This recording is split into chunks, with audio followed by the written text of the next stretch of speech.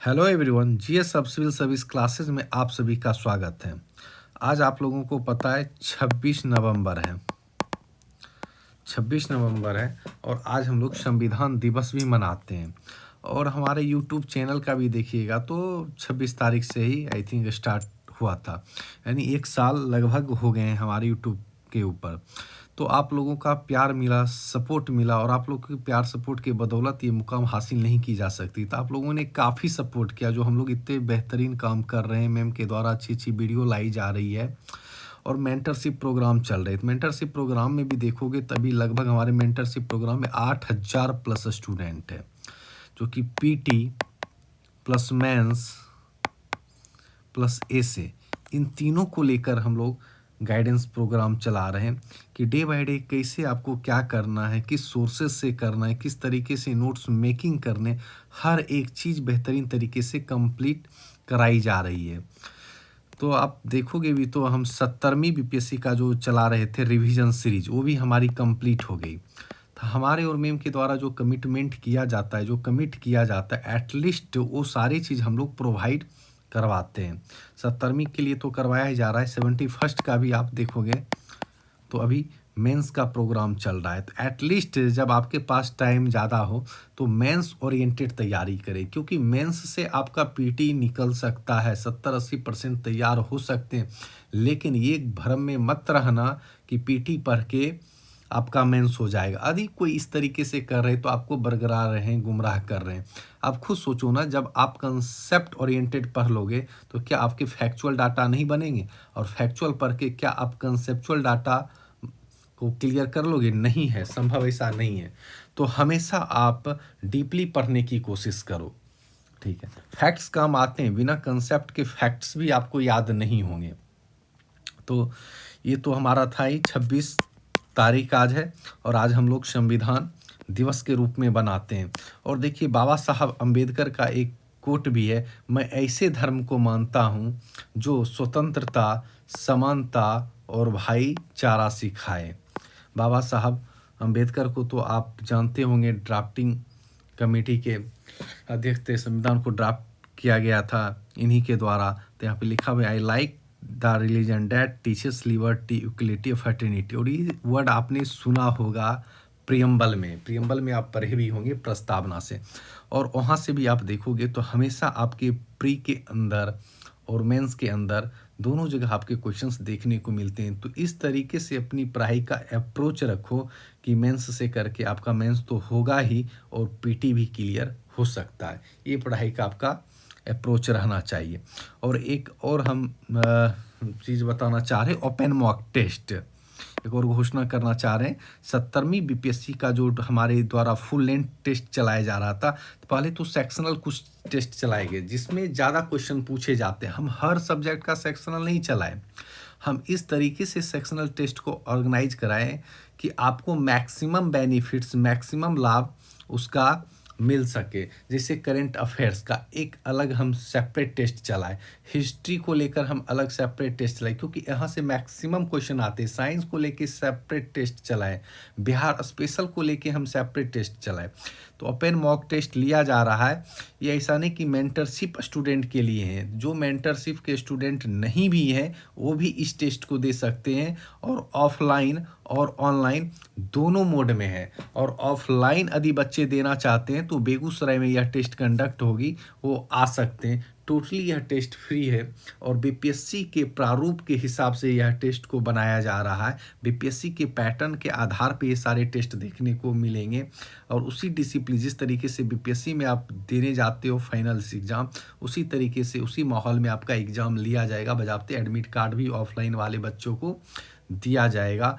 हर एक चीज़ उस तरीके से माहौल यहाँ बनाया जाएगा। तो 12 से 2 के बीच ये टेस्ट चलेगा 4 दिसंबर को। तो डेट आप याद कर लें, 4 दिसंबर को 12 PM से 2 PM, क्योंकि बीपीएससी का भी जब एग्ज़ाम है तो 12 से 2 होता है और आधा घंटा पहले आपको हॉल में आना होगा। तो पूरा का पूरा उसी तरीके से माहौल हम लोग क्रिएट कर रहे हैं जो बीपीएससी के द्वारा लिया जाता है एग्ज़ाम।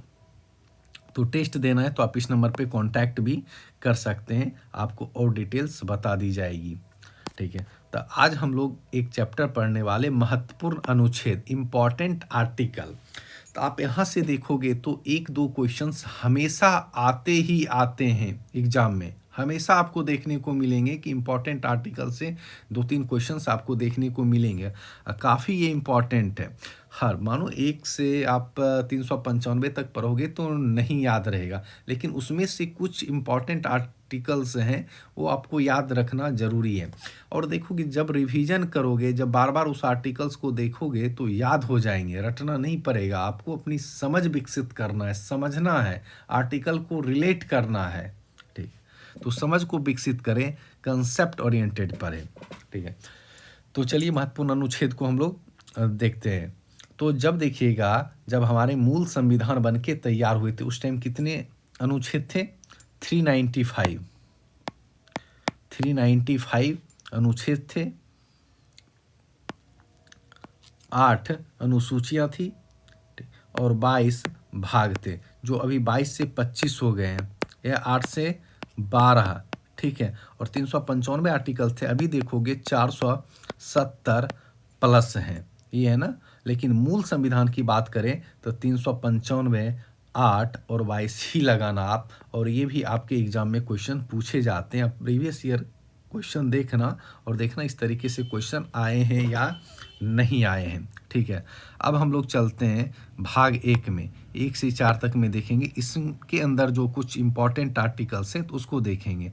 अनुच्छेद 1 में देखते हैं, भारत राज्यों का संघ है। ना जाने ये कितने बार ये क्वेश्चंस पूछा गया, भारत राज्यों का संघ है। आर्टिकल जब 2 देखोगे, राज्यों के निर्माण या स्थापना, यानी राज्य की निर्माण स्थापना की तो बात कर रहा है, लेकिन किसकी? बाहर का क्षेत्र। अब मानो पाकिस्तान का कोई क्षेत्र है, या श्रीलंका का कोई क्षेत्र है, या बांग्लादेश का कोई क्षेत्र है, जब उसके कोई क्षेत्र आप इंडिया में मिलाओगे तब जाके उसका जिक्र कहाँ मिलेगा? अनुच्छेद 2। राज्य का निर्माण या स्थापना की तो बात की गई, लेकिन बाहर के क्षेत्र के, मतलब दूसरे देश से जब भारत में मिलाया जाता है उसका जिक्र आपका कहाँ मिलेगा? अनुच्छेद 2 में। अब आते हैं अनुच्छेद 3, किसी राज्य क्षेत्र के नाम क्षेत्र निर्माण का जिक्र। ये होता है आर्टिकल 3, भारत के अंदर का क्षेत्र, भारत के अंदर। अब मान के चलो, है ना, भारत के अंदर का क्षेत्र या डिवीजन करना, अभी जैसे आंध्र प्रदेश से तेलंगाना अलग हुआ तो ये किसके अंदर आ जाएगा? अनुच्छेद 3 के अंदर आ जाएगा। और ये दोनों आर्टिकल से संबंधित शक्तियां जो प्राप्त है संसद को प्राप्त है। तो कुछ ओवरव्यू जानेंगे, हर एक डीपली नहीं जानेंगे, थोड़ा बहुत जाने कि एग्जाम में आप देखोगे तो इंट्यूशन से आप बना सकते हो। ठीक है, अब भाग 2 में देखोगे तो अनुच्छेद 5 से 11, जिसमें नागरिकता, सिटीजनशिप की बात की गई है। तो बहुत सारे मतलब क्वेश्चंस देखोगे तो डायरेक्टली पूछ लिया जाता है कि नागरिकता का जिक्र किस से किस आर्टिकल से है। तो बस इसमें इतना याद रखना, 5 से 11। और इसके ओवरव्यू डीपली पढ़ना है तो हम सिटीजनशिप चैप्टर पढ़ा देंगे यूट्यूब के ऊपर, तो वहाँ आप क्लियरिटी हो जाएगी। अब भाग 3 के अंदर देखोगे अनुच्छेद 12 से 35, मौलिक अधिकार।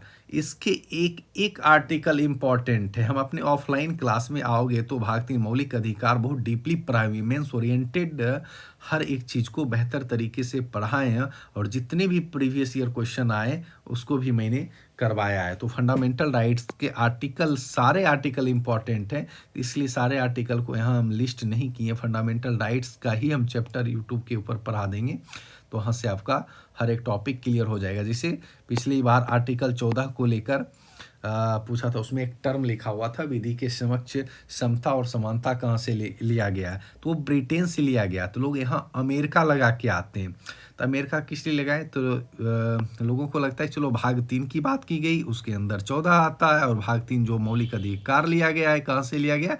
अमेरिका से लिया गया, तो अमेरिका लगा देते हैं। लेकिन जो उसके अंदर जो टर्म यूज किया होगा, विधि के समक्ष और समता और समानता, वो लिया गया है ब्रिटेन से। तो छोटी छोटी चीज़ों पे ध्यान देना है, बेसिक चीज़ों पे ध्यान दीजिएगा तो आपके क्वेश्चंस गलत नहीं होंगे।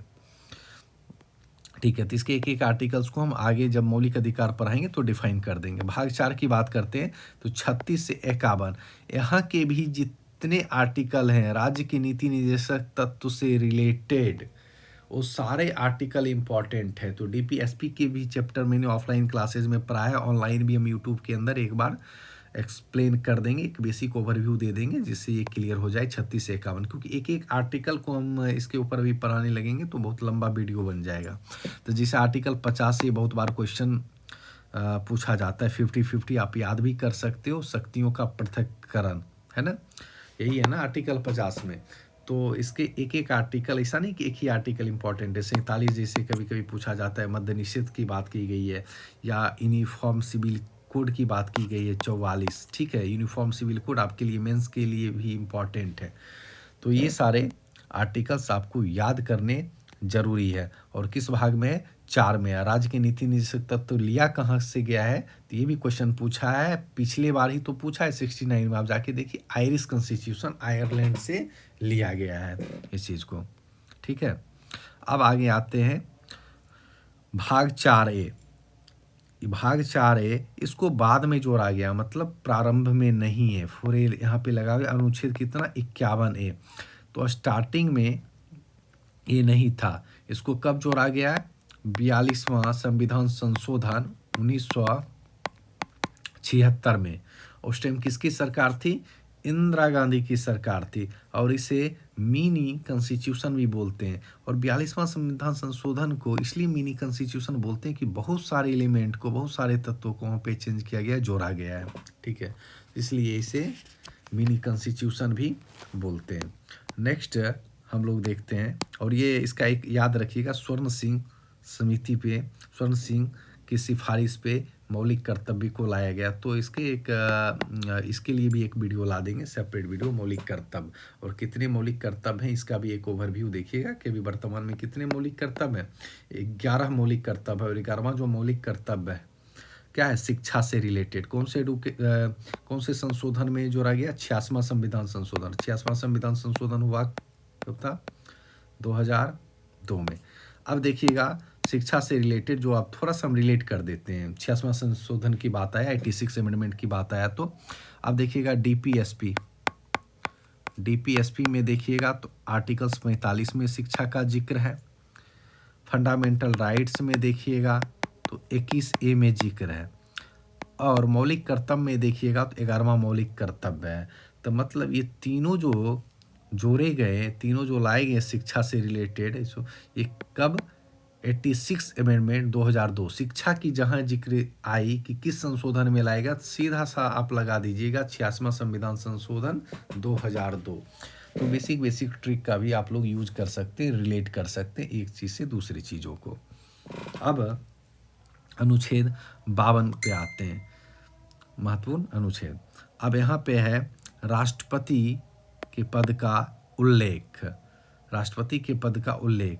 अब जब राष्ट्रपति का पद होगा तो 53 में कहा गया है उससे रिलेटेड कुछ कार्य एवं शक्तियाँ भी होगी, ठीक है।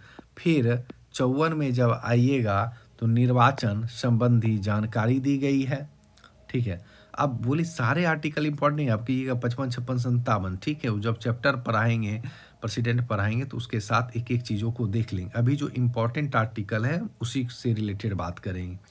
अब 61 पे आ जाएगा महाभियोग की प्रणाली, इम्पीचमेंट। कितने बार क्वेश्चंस ये महाभियोग से पूछा गया है और मेंस के लिए भी इम्पॉर्टेंट है। फिर 72 में आइएगा तो क्षमादान की शक्ति। अमूमन देखिएगा राष्ट्रपति तो 52 से 61 तक जिक्र मिलता है, लेकिन इसके कुछ और भी आर्टिकल हैं, जैसे 72 क्षमादान की शक्ति, और 85 में है लोकसभा का विघटन, ठीक है, किसकी सहायता से? प्रधानमंत्री की सहायता से। फिर 128 में किसकी बात की गई है? अध्यादेश की शक्ति, मतलब अध्यादेश की शक्ति 1, 2, 3 इसे याद रखते हैं, तीनों की शक्ति जब राष्ट्रपति अकेले यूज कर लेते हैं तो उसे अध्यादेश की शक्ति बोला जाता है, ऑर्डिनेंस बोला जाता है, पावर ऑफ ऑर्डिनेंस, ठीक है। तो 123 में इसका जिक्र है, ठीक है। अब आते हैं नेक्स्ट 143। 143 में क्या कहता है? यदि राष्ट्रपति को कानूनी सलाह की ज़रूरत हो तो वो सुप्रीम कोर्ट से सलाह ले सकते हैं, लेकिन वह सलाह लेने के लिए बाध्य नहीं है। बाद लिखा है, कुछ सेंटेंस गलत है, ठीक है। तो वर्ड में थोड़ा बहुत स्पेलिंग एरर आ जाती है, वो कोई इशू नहीं है। तो सलाह लेने के लिए बाध्य नहीं है। दरअसल राष्ट्रपति कानूनी सलाह के लिए किससे सलाह ले सकते हैं? सुप्रीम कोर्ट से, लेकिन वो माने ना माने उनके विवेक के ऊपर है, वो बाध्य नहीं है कि नहीं उनको मानना ही पड़ेगा, ठीक है। तो ये सारे आर्टिकल्स आप याद रखिएगा, एटलीस्ट इतने आर्टिकल्स आपको याद रहने चाहिए। अब आते हैं उपराष्ट्रपति से रिलेटेड। अनुच्छेद 63 क्या कहता है? उपराष्ट्रपति के पद का वर्णन। अनुच्छेद 64 में आता है राज्यसभा के सभापति के रूप में कार्य। अब यहाँ ध्यान देने योग्य होगा कि वो राज्यसभा के सभापति के रूप में जो कार्य करते हैं उनके लिए उनको वेतन मिलता है, ना कि उपराष्ट्रपति के लिए मिलता है। यहाँ लिखा हुआ है ना, वेतन उपराष्ट्रपति पद के लिए नहीं बल्कि राज्यसभा के सभापति पद के लिए दिया जाता है। तो ये क्लियर रखिए। यहाँ आप देखिएगा 71 का भी मेंटरशिप प्रोग्राम चल रहा है, तो आप लोग ज्वाइन करना है तो कर सकते हैं। देखिए क्लासेज, बड़ी बड़ी क्लासेज करने की ज़रूरत नहीं है। यदि आपके अंदर डिसिप्लिन है, कंटिन्यूटी है, यदि डायरेक्शन सही, आपको पता है मुझे क्या पढ़ना है, क्या छोड़ना है, कहाँ से क्या करना है, यदि प्रॉपर वे में नोट्स बनाना सीख लिए, आंसर राइटिंग देना सीख लिए, उससे रिलेटेड आपके MCQ बन रहे हैं, तो आप यकीन मानो आप एग्ज़ाम के करीब हो। और एग्ज़ाम निकालने के लिए हर एक सब्जेक्ट का एवरेज नॉलेज चाहिए, PhD नहीं करना है। बार बार हम इसी चीज़ को जिक्र कर रहे हैं। PhD करके आप प्रोफेसर बन सकते हैं, टीचर बन सकते हैं, एग्ज़ाम नहीं निकाल सकते। तो एग्ज़ाम निकालने के लिए आपको हर चीज़ का एवरेज नॉलेज चाहिए। ज़्यादा आप पढ़ने जाइएगा तो फिर आप रिसर्च करिए, फिर ये BPSC आपके लिए नहीं है। सही गाइडलाइन में पढ़ना भी एक कला है, ठीक है। आगे देखते हैं हम लोग प्रधानमंत्री से रिलेटेड। आपको पता होगा कार्यपालिका का वास्तविक हेड कौन होता है? वास्तविक हेड, यहाँ पे वास्तविक हेड कौन होता है? प्रधान, या वास्तविक हेड प्रधानमंत्री होता है, ठीक है। जब नामित हेड की बात करें या कार्यपालिका की हेड की बात करें, नॉर्मली रूप से यदि पूछा जाए कार्यपालिका का हेड कौन होता है तो राष्ट्रपति होंगे, लेकिन कार्यपालिका का वास्तविक हेड की बात करें तो प्रधानमंत्री होंगे। तो क्वेश्चन क्या पूछा जा रहा है उसको देख के आंसर लगाना, ऐसा नहीं कि कुछ भी लगा के आ जाए। फिर आर्टिकल 74 में देखिएगा तो राष्ट्रपति की सहायता के लिए एक मंत्री परिषद होगा। तो मतलब राष्ट्रपति की सहायता के लिए क्या होगा? एक मंत्री परिषद, काउंसिल ऑफ मिनिस्टर, ठीक है। फिर अनुच्छेद 75 में बोला गया है और इसी मंत्री परिषद के जो प्रधान होंगे, हेड होंगे, वो कौन होंगे? प्रधानमंत्री होंगे। तो इन सारे आर्टिकल को ध्यान रखिए, ये काफ़ी इम्पॉर्टेंट है। नेक्स्ट हम लोग देखते हैं अनुच्छेद 79, भारत में संसद होगा, ठीक है। 79। अब देखिए संसद के 3 अभिन्न अंग हैं, आपको पता होगा कौन कौन? राष्ट्रपति, राज्यसभा और लोकसभा। कभी कभी ये भी पूछा जाता है कि संसद के कितने अभिन्न अंग हैं या निम्नलिखित में से कौन से संसद के अभिन्न अंग नहीं है। इस तरीके से भी क्वेश्चन पूछे जाते हैं, लेकिन एकदम याद रखिएगा 3 अभिन्न अंग है, राष्ट्रपति, राज्यसभा, लोकसभा। तो जब 79 में संसद होगा तो 80 में किसका जिक्र है? 80 में आपका राज्यसभा का जिक्र है और 81 में आपका लोकसभा का जिक्र है। तो एक सीक्वेंस से याद करिएगा तो बिल्कुल याद होगा। यहाँ पे देखिए डायग्राम बना के समझाया भी गया। आर्टिकल 79 संसद, आर्टिकल 80 राज्यसभा और आर्टिकल 81 लोकसभा, जिसे लोअर हाउस भी कहा जाता है, राज्यसभा को अपर हाउस भी बोला जाता है। और कभी कभी एज भी पूछ लिया जाता है कि इसके लड़ने की एज क्या। अभी बताए थे संसद के 3 अभिन्न अंग हैं, कौन कौन से हैं? राष्ट्रपति, ठीक है, यहाँ लिखा हुआ है राष्ट्रपति, राज्यसभा और लोकसभा। अब राष्ट्रपति देखोगे इसकी एज क्राइटेरिया क्या है? 35। राज्यसभा की क्या है? 30। और लोकसभा की क्या है? 25। देखो कि कितना सीक्वेंस वाइज है, 35, 30, 25, या इधर से चलो 25 छोड़ दो, 30, 35। तो थोड़ा सा अरेंजिंग वे में पढ़िएगा तो आप चीज़ों को रिलेट कर पाइएगा और लंबे टाइम तक आपको याद रह सकता है। ठीक है, तो सीक्वेंसेस वाइज पढ़िए। अब आइए अनुच्छेद 100 आर्टिकल 100 में क्या है? लोकसभा अध्यक्ष मत का निर्णायक मत होता है। मतलब लोकसभा में किसी भी मुद्दे पे लेकर यदि वोटिंग होती है तो यदि वह 50-50 हो जाए, तो कंडीशन है यदि 50-50 हो जाए तो लोकसभा के अध्यक्ष का क्या होगा? निर्णायक वोट होगा। तो जो लोकसभा के अध्यक्ष होंगे उनका निर्णायक वोट होगा। तो वर्तमान में अभी कौन है लोकसभा के अध्यक्ष? ओम बिरला। और अभी कौन सी लोकसभा सत्र चल रही? 18वां। ये भी याद रखिएगा। और कभी कभी ये भी इससे कुछ बेसिक ओवरव्यू देख ली। लोकसभा के प्रथम अध्यक्ष कौन थे? जीवी मावलंकर। ठीक है, मावलंकर, यहाँ स्पेलिंग गलत दिया हुआ है। ठीक है, फिर लोकसभा की पहली महिला अध्यक्ष, ये भी क्वेश्चन पूछा जाता है, तो श्रीमती मीरा कुमार। ठीक है, ये भी याद रखिएगा। तो कुमार है तो कंफ्यूज नहीं करिएगा कि लड़का ही है। ठीक है, पहली महिला अध्यक्ष थी। अब नेक्स्ट पे आ जाते हैं अनुच्छेद 105 संसद का विशेष अधिकार। 105 में जिक्र है। अब संसद का विशेष अधिकार क्या होता है? आप देखोगे संसद के अंदर भाषण की स्वतंत्रता होगी, है ना। कर्तव्यों के दौरान आपको देखने को मिलेगा कि कुछ बयानबाजी होता है, कुछ बोल दिया जाता है। देखो बेंच पे भी देखेंगे ताली से जोर जोर से मारा जाता है, पीटा जाता है। मतलब बेंच पे ताली मारा जाता है, एक दूसरे को पीटा नहीं जाता है, इतना भी नहीं, तो दिल पे नहीं लेना है। तो संसद का विशेष अधिकार तो किसके तहत छूट है ना? 105 आर्टिकल में इसका जिक्र है। और इसमें एक बात ध्यान दिए, क्या है? विशेष अधिकारों का दावा तभी किया जाता है जब व्यक्ति सदन का सदस्य हो, है ना। जब वह सदस्य नहीं रहता है तो उसके विशेष अधिकारों को समाप्त कर दिया जाता है। तो इन बातों को ध्यान रखना है। ठीक है, अनुच्छेद 108 में देखेंगे संयुक्त अधिवेशन यानी ज्वाइंट सेशन। तो ज्वाइंट सेशन क्या होता है? जब लोकसभा और राज्यसभा साथ में बैठक करते हैं तो इसे क्या कहा जाता है? संयुक्त अधिवेशन कहा जाता है। ठीक है, और यहाँ एक चीज़ याद रखिएगा, हमेशा क्वेश्चन पूछता है, संयुक्त अधिवेशन बुलाने का कार्य राष्ट्रपति के द्वारा किया जाता है और संचालित करने का कार्य कौन करेंगे? लोकसभा के अध्यक्ष। और लोकसभा के अध्यक्ष अभी जस्ट ही बताए कौन थे? ओम बिरला साहब। ठीक है, तो पूरा डीपली नहीं पढ़ाएंगे अभी, डीपली जब होगा तो एक एक चीज़ों को लेकर आएंगे, तो फिर इस पर एक्सप्लेन कर दी जाएगी, एक एक चैप्टर अलग से इसके लिए लेकर आएंगे। और नेक्स्ट आते हैं अनुच्छेद 110 धन विधेयक।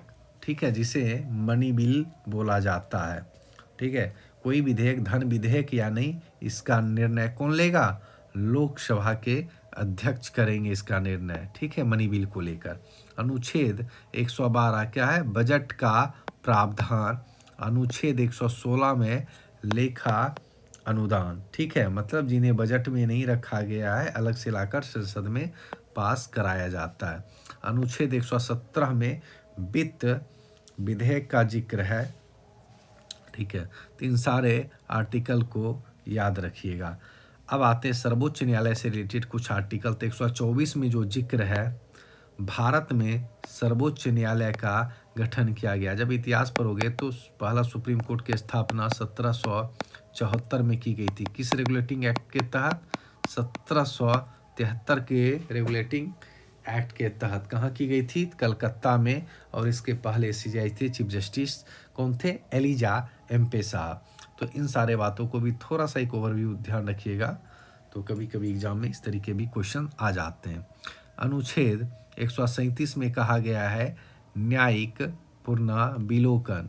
ठीक है, 137 में जुडिशियल रिव्यू। और जुडिशियल रिव्यू हम बड़ी डीपली पढ़ाएं ऑफलाइन क्लासेज में, ऑनलाइन वाले को भी यूट्यूब पे इसके लिए एक लेक्चर प्रोवाइड करवा दिया जाएगा। जब हम रिटेन और अनरिटेन कॉन्स्टिट्यूशन बताए थे, तो हम बताए थे कि रिटेन में जुडिशियल रिव्यू का प्रावधान है, अनरिटेन में नहीं है। क्यों है? फॉर एग्जांपल देके हम समझाए थे कि कहाँ जुडिशियल, जैसे ब्रिटेन में वहाँ न्यायिक पुनरावलोकन नहीं होता है, लेकिन भारत और अमेरिका ऐसे देशों में न्यायिक पुनरावलोकन हो सकता है। तो यहाँ वर्ड में ही छूटी है जुडिशियल रिव्यू, मतलब दोबारा रिव्यू समीक्षा करने की ज़रूरत है।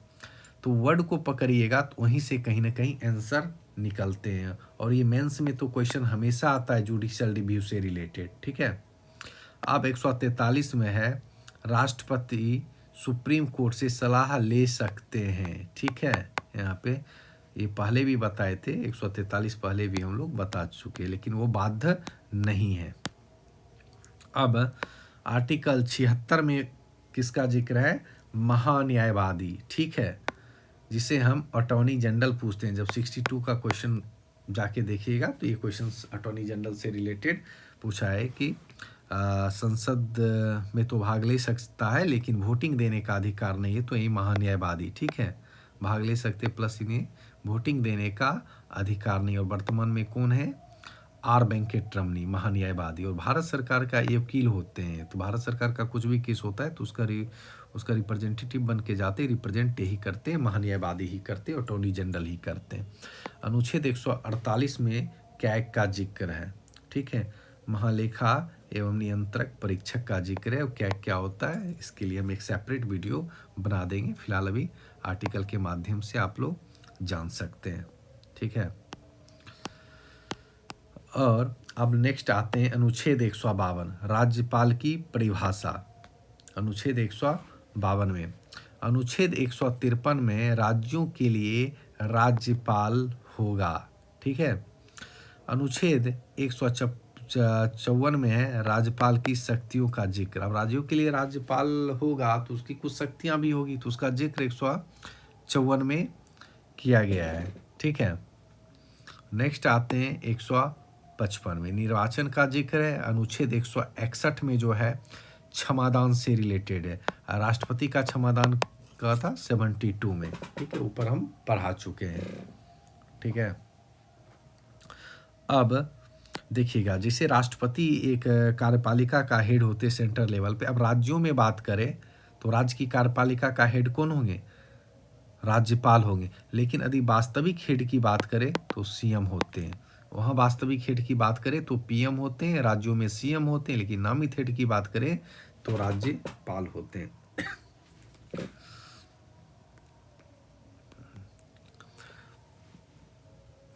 नेक्स्ट आते हैं। ठीक है, राज्यपाल से ही रिलेटेड है कुछ और आर्टिकल 163, राज्य के लिए मंत्री परिषद होगा जो राज्यपाल की क्या है? सहायता करेगा। ठीक है, ये मंत्री परिषद है। ठीक है, यहाँ पे राज्यपाल गलत है, मंत्री परिषद वाला, मंत्री परिषद राज्य के लिए। ठीक है, 163 में क्या है? राज्य के लिए मंत्री परिषद होगा जो राज्यपाल की सहायता करेंगे।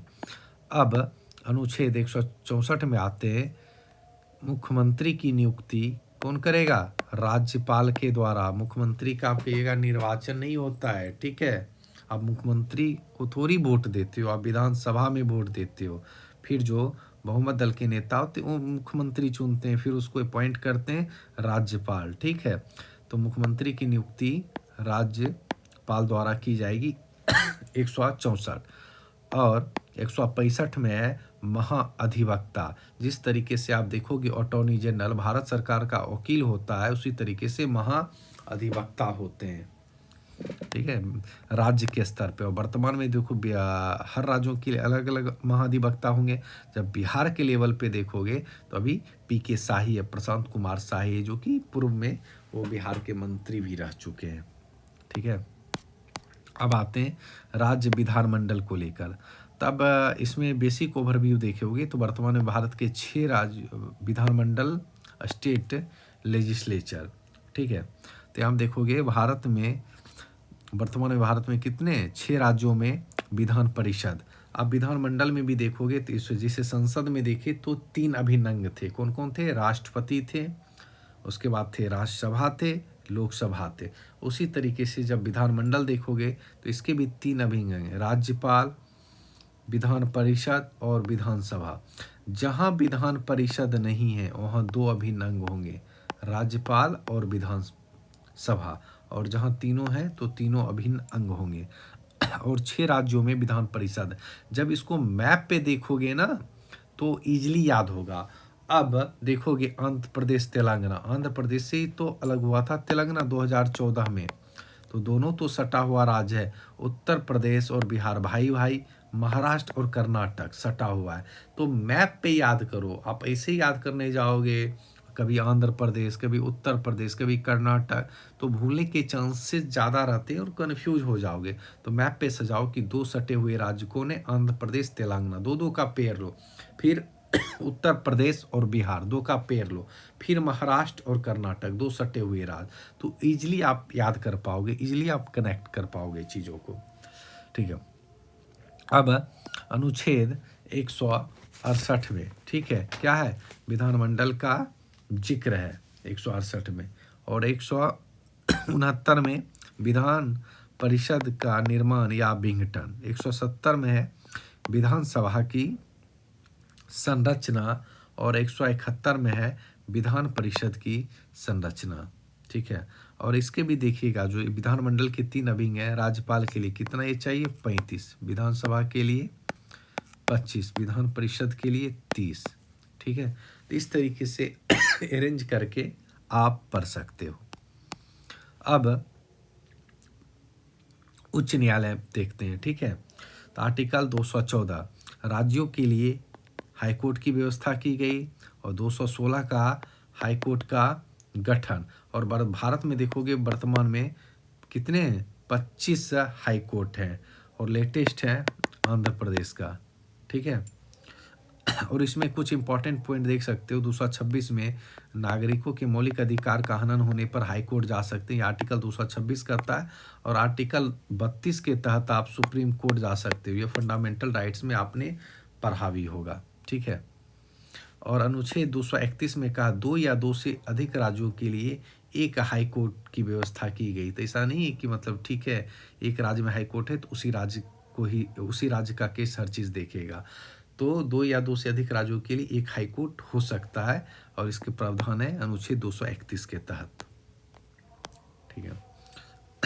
अनुच्छेद 249 राज्य सूची पर केंद्र द्वारा कानून बनाया जाएगा, जिसमें राज्य सूची पर केंद्र द्वारा। अब देखिएगा 62 में भी ये क्वेश्चन पूछे थे, कितनी सूची होते हैं? 3, राज्य सूची, राज्य सूची, केंद्र सूची, समवर्ती सूची। अब राज्य सूची पर कौन नियम कानून बनाएगा? राज्यों के द्वारा बनाया जाएगा, केंद्र पे सिर्फ केंद्र के द्वारा बनाया जाएगा, और समवर्ती सूची में राज्य प्लस केंद्र दोनों मिलकर बनाएंगे, उसे हम समवर्ती सूची बोलते हैं। ठीक है। अब यहाँ क्वेश्चन पूछा था, इससे डाटा रिलेटेड पूछा था। तो राज्य सूची में देखोगे तो पहले थे 61, पहले 66 थे, वर्तमान में 61 है। इसमें पहले 97 थे, अभी वर्तमान में केंद्र सूची में कितने सब्जेक्ट को लिस्ट किया गया? 100। और समवर्ती सूची में पहले थे 47, और अभी देखोगे तो 52 थे। तो राज्य सूची में भी देखोगे 66 थे तो यहाँ भी घट गया है, और यहाँ पहले थे 47 तो यहाँ बढ़ गया है। ठीक है। और यहाँ भी देखोगे 97 थे तो यहाँ भी 3 बढ़ गया है। तो ये क्वेश्चंस आपके 62 बीपीएससी 2016 के अंदर पूछा गया था, तो ये डाटा भी याद रखना जरूरी है। ठीक है। अब आते हैं 262 नदी जल विवाद। ठीक है। नदी जल विवाद जो इतने सुनते होंगे, कावेरी नदी जल विवाद या अन्य नदी को लेकर विवाद होती है, तो ये सब जो दिया गया है 262 के तहत। और अनुच्छेद 263 में दिया गया है अंतर्राज्यीय परिषद, इंटर स्टेट काउंसिल। ठीक है। अंतर्राष्ट्रीय मत पढ़ लीजिएगा, अंतर्राज्यीय लिखा हुआ है। इंटर स्टेट काउंसिल को लेकर जिक्र किया गया है 263 में। ठीक है। तो इसमें जो थोड़ा सा ओवरव्यू बता देते, इसमें सभी राज्यों के मुख्यमंत्री शामिल होते हैं, और इसके जो हेड होते हैं प्रधानमंत्री होते हैं। अब 266 में आते हैं संचित निधि। ठीक है। संचित निधि क्या होता है? केंद्र के राजस्व को यहाँ पे रखा जाता है, कहाँ? संचित निधि में, ठीक है। और एक बात और ध्यान रखिएगा, जैसे राष्ट्रपति उपराष्ट्रपति का जो वेतन मिलता है भारत के, किससे मिलता है? संचित निधि से ही मिलता है उनको वेतन। अब अनुच्छेद 267 में आगे आकस्मिक निधि का जिक्र किया गया है, ठीक है। अनुच्छेद 280 में वित्त आयोग का गठन किया गया है, ठीक है। वित्त आयोग क्या होता है? केंद्र एवं राज्यों के बीच जो करों का विभाजन होता है, ठीक है। इसका मुख्य उद्देश्य ये केंद्र और राज्यों के बीच का करों का विभाजन, ठीक है। अब नेक्स्ट हम लोग देखेंगे 312 अखिल भारतीय सेवा। अखिल भारतीय सेवा क्या होता है? जो केंद्र स्तर पे नियुक्त होते हैं, राज्य के अधीन काम करें। तो इसमें 3 सेवा मुख्य रूप से देखा गया है। IAS, ठीक है, यहाँ पे लिख देते IAS, IPS और IFS। अब ये तीनों क्या है? अखिल भारतीय सेवा। Indian administrative service, Indian police service, Indian foreign service नहीं, इंडियन फॉरेस्ट सर्विस। और यहाँ कभी फंसाने के लिए दे देता है इंडियन फॉरेन सर्विस, तो नहीं होगा। अब जो विदेश सेवा, भारतीय विदेश सेवा, मानो कि यहाँ से नियुक्त हुए विदेश में काम कर रहे हैं, और इसका मतलब क्या होता है? केंद्र स्तर पर नियुक्त हो और राज्यों के अधीन काम करें। तो जो IAS होते हैं नियुक्त, वो राज्यों में तो काम करते हैं, केंद्र से नियुक्त होकर आते हैं, राज्यों के अधीन काम करते हैं, IPS भी करते हैं।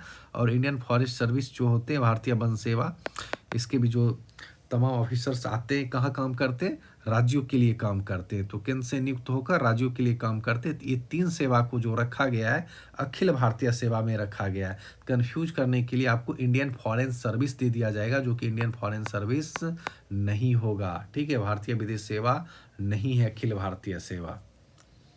अब नेक्स्ट आते हैं अनुच्छेद 315 संघ लोक सेवा आयोग, ठीक है।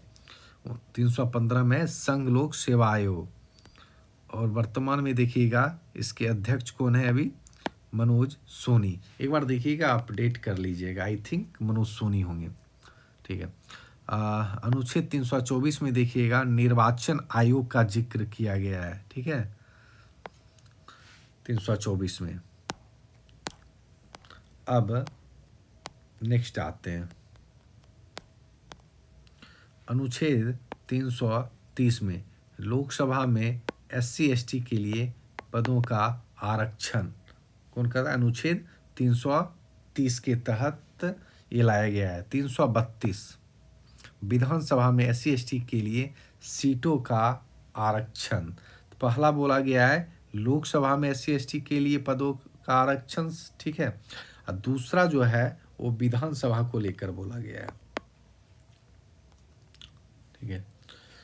अब आइए 340 में है OBC आयोग का गठन। 340 में किसका है? OBC आयोग का गठन। एक और इम्पॉर्टेंट आर्टिकल से याद रख सकते हैं 338, ठीक है। 338 में है SC आयोग का गठन, तो वो भी अनुसूचित जाति जैसे शेड्यूल कास्ट कहते हैं, तो वो भी ध्यान रख सकते हैं। अनुच्छेद 343 हिंदी भाषा और देवनागरी लिपि का जिक्र। अब नेक्स्ट आर्टिकल आते हैं आपात संबंध, इमरजेंसी से रिलेटेड कुछ आर्टिकल्स देखते हैं। तो आर्टिकल 352, ठीक है, तो राष्ट्रीय आपात को लेकर बात की गई है, नेशनल इमरजेंसी को लेकर बात की गई है, ठीक है। और नेशनल इमरजेंसी आप लोग कमेंट करके बताइएगा कितने बार लगा है, ठीक है, नेशनल इमरजेंसी, ठीक है, कमेंट करके बताइएगा। अनुच्छेद 356 में राष्ट्रपति शासन का जिक्र है, अनुच्छेद 356 में, और कमेंट करके ये भी बताइएगा कि बिहार में कितने बार राष्ट्रपति शासन लगे हैं, ठीक है। और अनुच्छेद 360 में इसका जिक्र है वित्तीय आपात, ठीक है। और इंडिया के लिए अच्छी चीज़ है कि अभी तक वित्तीय आपात एक बार भी नहीं लगा है, ठीक है। तो ये सारे आर्टिकल्स इंपॉर्टेंट थे। लास्ट वन है अनुच्छेद 368 संविधान संशोधन की प्रक्रिया, और संविधान संशोधन की प्रक्रिया कहाँ से लिया गया? साउथ अफ्रीका से। ठीक है, साउथ अफ्रीका से लिया गया है और ये भी काफ़ी इम्पॉर्टेंट है। तो ये जितने भी इम्पॉर्टेंट आर्टिकल्स थे हम लोग उसको देख लिए, और इतने आर्टिकल्स आप लोग यदि देख के जाते हो, यदि आपके ध्यान में रहता है, आपके जहन में रहता है, तो आप स्वाभाविक रूप से एग्ज़ाम के करीब रहोगे। 2-4 नंबर 5 क्वेश्चंस यहाँ से देखने को कभी कभी मिल जाते हैं। ऐसे नहीं बीपीएससी में, और भी एग्ज़ाम देखोगे तो वहाँ भी इन आर्टिकल से रिलेटेड क्वेश्चन आते हैं। तो आज संविधान दिवस भी स्टार्टिंग में ही बताए थे, है ना। बाबा साहब अम्बेडकर का एक कोट भी कितना अच्छा लिखा हुआ है, पढ़ सकते हैं। और 26 नवंबर को आपको पता ही है ना। इस दिन क्या हुआ था? हमारा संविधान अंगीकृत हुआ था, अंगीकृत जिसे पारित भी बोलते। इसी दिन हमारा संविधान पारित हुआ था। फाइनली लागू कब हुआ था? 26 जनवरी 1950। और हमारे संविधान बनने में कितने टाइम लगे थे, ये भी क्वेश्चन देखिएगा। 68 में पूछा गया। तो ऐसा नहीं कि बीपीएससी में बेसिक चीज़ें नहीं पूछा गया है।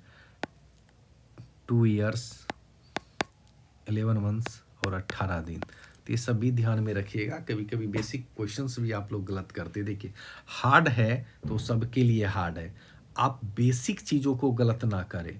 ठीक है, उस पर इतना रिवीजन कर लें कि उस पर इतनी पकड़ बना लें कि वो चीज़ें आपसे गलत नहीं होना चाहिए।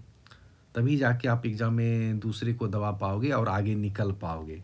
ठीक है, यदि क्वेश्चन डिफ़िकल्ट हो गया तो सबके लिए डिफ़िकल्ट है। कुछ लोग तो अभी से ही कट ऑफ खेलने लग रहे हैं कि कट ऑफ 85 जाएगा, 90 जाएगा, 95 जाएगा। अरे भैया, आपको कैसे पता है कि कट ऑफ 95 जाएगा, कट ऑफ 100 जाएगा, कट ऑफ 80? जब एग्ज़ाम होगा, क्वेश्चन की लेवल देख के पता चलता है ना कि बच्चे किस तरीके से हैंडल्स किए हैं, क्वेश्चन को कितना अटैम्प्ट किए हैं, क्वेश्चन का लेवल क्या था, मॉडरेट था, टफ था, इजी था। इससे पता लगा सकते हैं कि पहले ही आप कट ऑफ खेल रहे हैं तो सोच लो कि क्या चल रहा है मार्केट में। इन चीज़ों से जितना बच के रहोगे उतना आप आगे जाओगे, उतना आप एग्ज़ाम के करीब रहोगे। तो अपने अंदर डिसिप्लिन लाओ, कंटिन्यूटी लाओ, इस सब के बातों में मत पड़ो, है ना। एकदम फोकस करो। पीवाईक्यू हमेशा देखना है, प्रीवियस ईयर क्वेश्चन का एनालिसिस हमेशा करिए। ठीक है, पीवाईक्यू का हमेशा करिए और देखिए कि पिछले बार क्या पूछा है, उसी ट्रेंड पे अपनी तैयारी को ले चलना है, उसी तरीके से अपनी तैयारी को मोड़ना है, एनालाइज करना है। ठीक है, तभी जाके क्वेश्चंस आपसे बनेंगे। और टेस्ट जब आप देते हो तो बहुत सारे बच्चे पूछते हैं कि सर टेस्ट में इतने क्वेश्चन 80-90 आ रहे हैं और बाद बाकी क्वेश्चंस नहीं बन रहे। तो एक काम करते हो, जब आप टेस्ट में 90 नंबर लाते हो तो रेस्ट जो क्वेश्चंस आपसे बच गए 60 क्वेश्चन, क्या आप उस पर रिसर्च करते हो कहाँ गलत हुआ? तो वो क्वेश्चन जो पूछा गया किस टॉपिक से पूछा गया, टॉपिक को लिस्ट करो और जाके फिर वहाँ पे चेक करो, फिर वहाँ पे क्लियर करो उस टॉपिक को। ठीक है, फिर दोबारा गलती नहीं होना चाहिए। गलती हो लेकिन एक ही चीज़ को बार बार आप गलत कर रहे हो, वही गलती दोहरा रहे हो, तो फिर ये आपकी कमी है, फिर आप एग्ज़ाम से बाहर हो सकते हो। तो अच्छे से पढ़िए और एग्ज़ाम के पॉइंट ऑफ व्यू से जो भी इम्पोर्टेंट वीडियो रहेगा वो हम लोग लाते रहेंगे। और 13 दिसंबर को आपका एग्ज़ाम सभी जैसे फाइनल हुआ है कि 13 दिसंबर को होना है, तभी तो उस तरीके से कैलेंडर तो आया है, वही डेट है। लेकिन अभी कुछ अपडेट आयोग की तरफ से, अध्यक्ष की तरफ से नहीं आ रहा है। लेकिन आप लोग 13 दिसंबर को ही मान के तैयारी करेंगे, अफवाहों के चक्कर में नहीं रहेंगे। दूसरा क्या बोल रहा है, नहीं बोल रहा है, जो एग्ज़ाम का डेट दिया गया उसी के अनुकूल, उसी के स्वरूप आप लोग तैयारी करेंगे।